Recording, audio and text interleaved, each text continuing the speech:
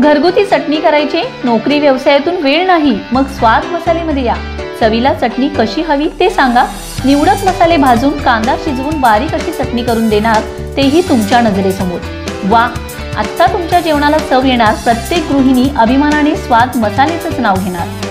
आमचा पत्ता स्वाद मसाले, गेस्ट हाऊस शेजारी पलूस, साळशिंगे रोड, महात्मा विद्यालय शेजारी विटा। संपर्क 99 625 215 88 558 081 62।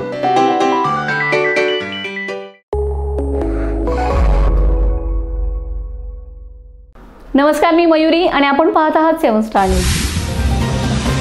कडेगाव शहरातील वाढते अतिक्रमण व मुख्य रस्त्यांवर अतिक्रमण होत असल्याबाबतच्या नागरिकांच्या तक्रारी नगरपालिकेकडे येत असल्याने कडेगाव नगरपंचायत व सार्वजनिक बांधकाम विभाग कडेगाव यांनी पोलीस बंदोबस्तात सोमवारी शहरातील मुख्य रस्त्यांवर व रस्त्यालगतच्या फुटपाथवर अतिक्रमण निर्मूलन मोहीम हाती घेतली होती। त्यानुसार आज शहरातील प्रमुख मार्गावरील अतिक्रमणे नगरपंचायतीने हटवलेत।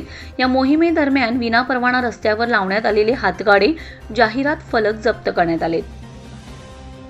ही मोहीम राबवण्यासाठी मुख्याधिकारी डॉक्टर श्री पवन म्हेत्रे यांच्या निर्देशानुसार कडेगाव नगरपंचायतीतील जवळपास 30 कर्मचाऱ्यांचे पथक नियुक्त करण्यात आलं होतं।